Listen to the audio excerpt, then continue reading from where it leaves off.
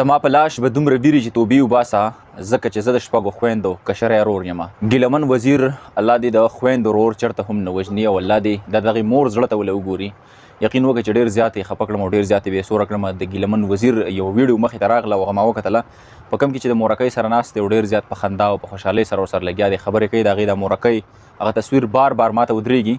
پته نه لګي چې د هغوی په کور باندې به څه ماتم وي او څه حال به وي. د هغې د خویندو به څه حال وي، د هغې د مور به څه صورتحال وي. زه لږ شانته کې بهر وم، ډېرو ملګرو میسیجونه هم کړي چې دې حوالې سره څه خبره ونه شوله. نو دغه وجې سوشل میډیا نه لږ شانته کې بهر سایډ ته وم، خو ډېر زیات خفه په دې خبره باندې شوم چې د دغې د خویندو په زړونو باندې به څه تېرېږي.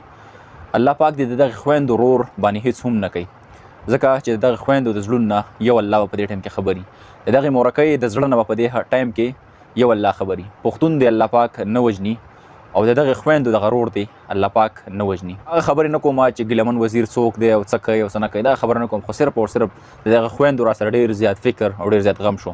د دغې مورکۍ را سره ډېر زیات غم او فکر شو چې دغې مور په زړه باندې به په دې وخت کې څه تېرېږي. یو ښه خبر هم ما په سوشل میډیا باندې فلحال وکتو چې په هغه کې ورکړي دي یو کس چېرې د 22% نه واله تر 47%، مطلب د 22% نه واله تر د 47% پورې د هغه اکسیجن چې کوم دی پوره شوی دی. نو دا یو ښه خبر دی.